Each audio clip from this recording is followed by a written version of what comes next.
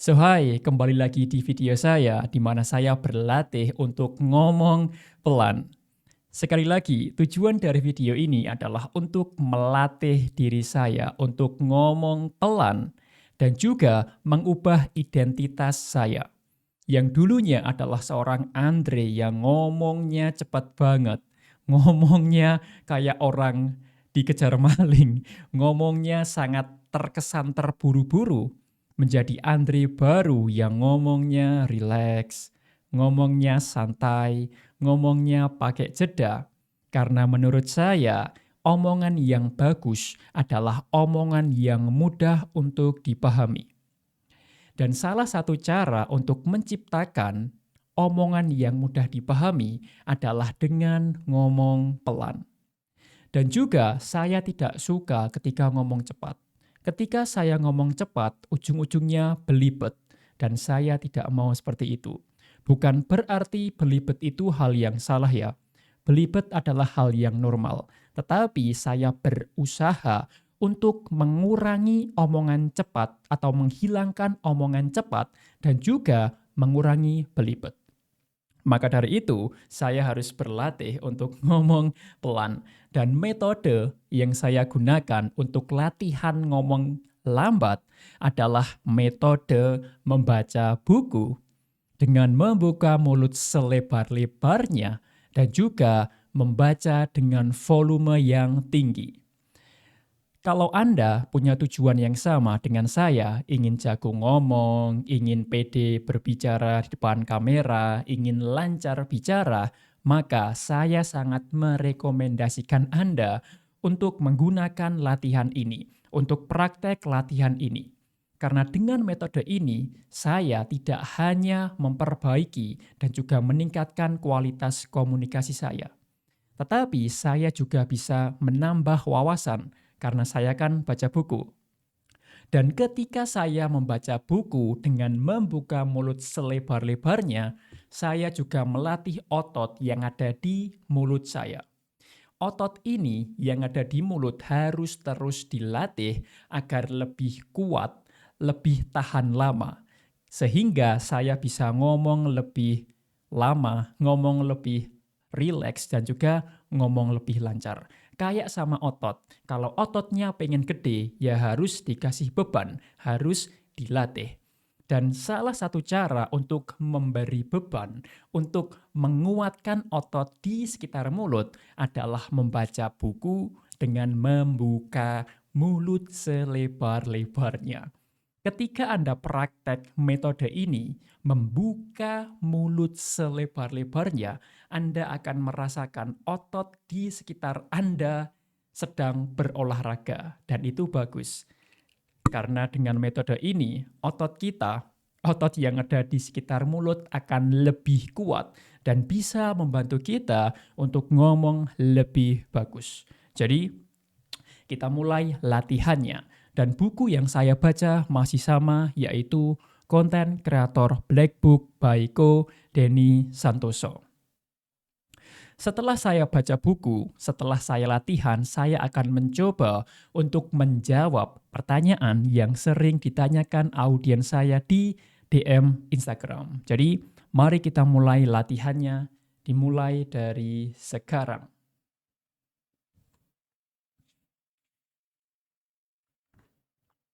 Framework 1, The Messenger. Ketika orang mendengarkan tentang istilah konten kreator, kemudian The Messenger, kebanyakan akan langsung takut, minder, dan merasa dirinya belum layak.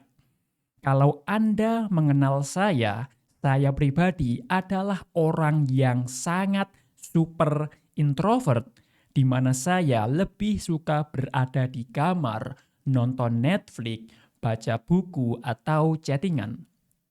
Saya bukan tipe yang suka hangout bersama teman-teman di luar.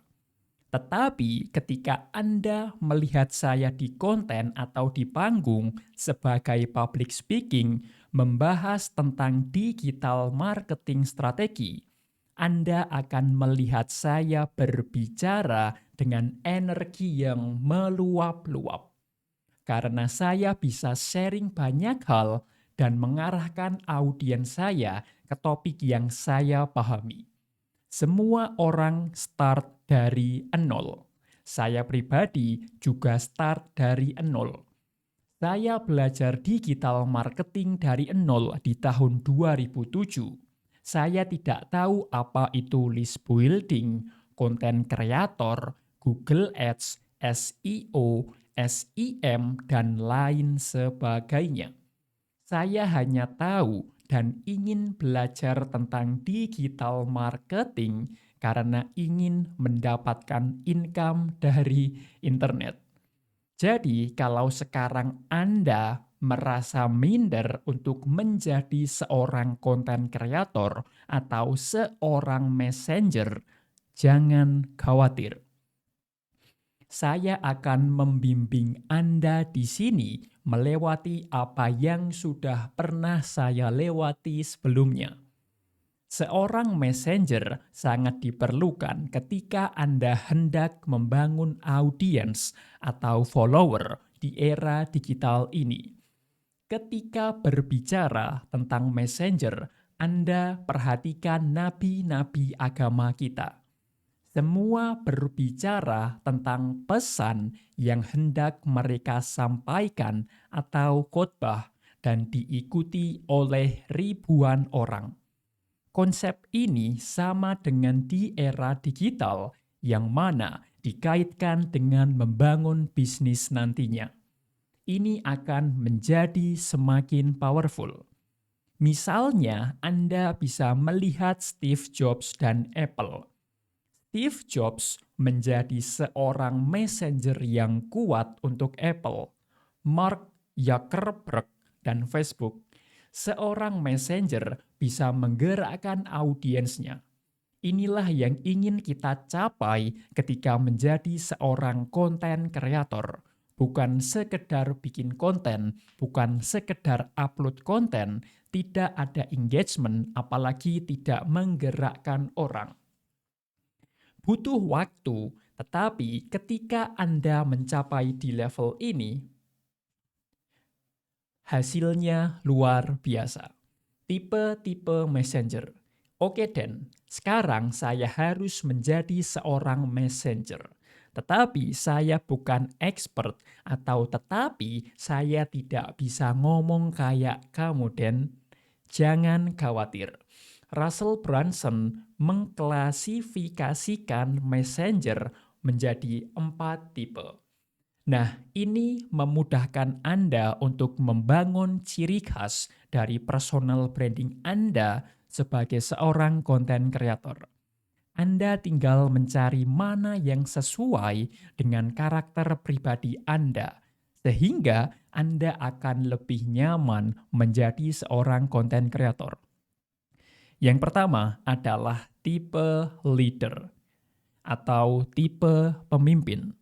Ketika Anda memilih karakter sebagai seorang leader, maka goal Anda adalah membimbing audiens Anda dari satu tempat ke tempat yang lain. Anda yang bisa menggandeng mereka, menunjukkan jalannya, membantu menghindari kerikil dalam perjalanan mereka, serta menunjukkan shortcut atau jalan pintas, jalan cepat, jalan mudah untuk mencapai kesuksesan yang lebih cepat.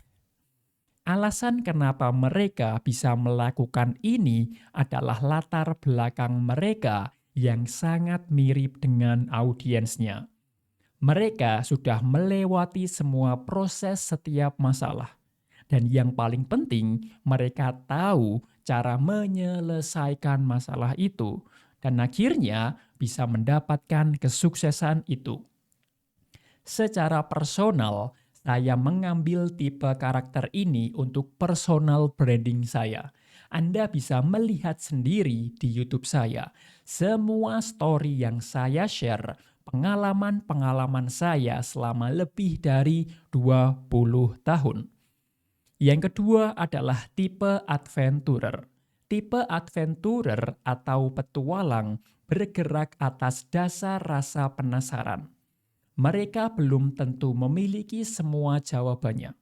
Mereka belum mencapai tujuannya. Tetapi mereka rela untuk menjalani ini semua, jatuh bangun, dan share pengalaman ke audiens mereka. Tipe ini mungkin sedikit mirip dengan tipe leader, tetapi perbedaannya adalah tipe ini belum mencapai goalnya dan bisa mengarahkan audiensnya. Tipe ini sedang berjalan untuk dirinya sendiri sambil berbagi pengalaman dengan audiensnya. Jadi, saya sudah selesai latihan untuk berbicara pelan menggunakan metode baca buku, membaca dengan volume yang keras, dan juga membuka mulut selebar-lebarnya. Dan otot saya terasa luar biasa sedang olahraga. Tapi ini bagus, karena dengan memberikan pressure atau tekanan, otot saya bisa lebih kuat, bisa lebih tahan banting atau tahan lama. Dan saya ingin merecap materi apa yang baru saja saya pelajari. Jadi, konten kreator itu adalah sebuah media untuk membagikan value atau membagikan manfaat. Dan value ini bisa diciptakan dari berbagai cara. Ada orang yang storytelling, ada orang yang memberikan tips and trick, ada orang yang memberikan step by step, langkah 1, 2, 3, 4, dan lain sebagainya. Dan untuk menciptakan value ini, Anda tidak harus jago terlebih dahulu. Saya tahu, Kodeni juga bilang bahwa banyak orang yang pengen bikin konten, tetapi mereka merasa saya belum ahli, saya belum jago. Gimana saya mau membagikan sesuatu kalau saya sendiri belum jago? Jangan khawatir, karena untuk bikin konten, untuk menyampaikan sebuah informasi, Anda tidak harus jago terlebih dahulu. Karena ada dua tipe untuk bikin konten. Yang pertama adalah tipe leader atau tipe authority. Yang kedua adalah tipe adventurer atau tipe dokumenter. Perbedaannya ada di cara penyampaiannya. Kalau tipe leader adalah seseorang yang sudah mencapai hasil tertentu. Contohnya, kalau saya sudah mahir dalam berbicara di depan kamera, saya sudah jago dalam berbicara di depan kamera, saya bisa bikin konten 5 tips untuk jago berbicara di depan kamera. 3 cara untuk pede berbicara di depan kamera. Tipe leader ini sudah mencapai goals yang diinginkan oleh audiens mereka. Sementara tipe adventurer atau tipe dokumenter adalah tipe yang saya gunakan ketika bikin konten seperti ini. Saya bertujuan untuk jago dalam berbicara, saya ingin mahir dalam berbicara, tetapi saya belum mencapai level tersebut. Sementara itu, saya mendokumentasikan perjalanan saya, mendokumentasikan proses saya, dan membagikannya melalui konten. Tipe leader sudah mencapai goals-nya, sedangkan tipe adventurer adalah seseorang yang sedang berproses, yang sedang menuju goals-nya. Jadi, kalau Anda merasa saya belum jago dalam suatu bidang, ya Anda bisa pilih untuk bikin konten sebagai seorang adventurer. Sedang menuju dalam goals dan bikin konten, mendokumentasikan perjalanan. Hey, saya belajar ini, saya bikin konten, dan saya posting. Hey, ini adalah hal yang saya lakukan untuk mencapai X. Bikin konten, lalu posting konten tersebut. Jadi, tidak ada alasan untuk tidak bikin konten, karena saya yakin Anda bisa bikin konten. Semua orang bisa bikin konten. Pertanyaannya, Anda mau atau tidak? Itu saja. Kalau Anda mau, pasti Anda bikin konten. Kalau Anda tidak mau punya tools yang terbaik, mau punya kamera terbaik, tapi kalau Anda saja nggak ada niat, ya nggak akan mulai. Tapi sebaliknya, kalau Anda pengen banget nih bikin konten, niat banget nih bikin konten, pasti Anda akan mulai. Apapun itu keadaannya. Dan fun fact-nya, ketika saya bikin konten ini, saya nggak pakai kamera. Semua konten saya buat tanpa kamera. Semua konten saya hanya saya rekam menggunakan iPhone 11 saja. Handphone, bukan kamera. Jadi, sekali lagi ya, tidak ada alasan untuk tidak bikin konten sekarang. Saya juga ingin menyemangati Anda, mengingatkan Anda bahwa konten adalah alat terbaik untuk meningkatkan personal Anda. Konten juga bisa meningkatkan bisnis Anda. Dan juga konten bisa meningkatkan finansial Anda. Jadi, bikin konten sekarang, terus konsisten, terus semangat. Karena saya percaya, you and I will be there. Kita berdua akan sukses, kita berdua akan kaya raya. Suatu saat kita akan berhasil. Tetapi sekarang saatnya untuk grinding, saatnya untuk kerja keras, saatnya untuk fokus, saatnya untuk mencurahkan semua waktu, tenaga, energi pada pekerjaan kita untuk membangun masa depan yang lebih baik. Thank you for watching this video, and as always, I wish you all the best. I wish you all the best, guys. See you on the next video.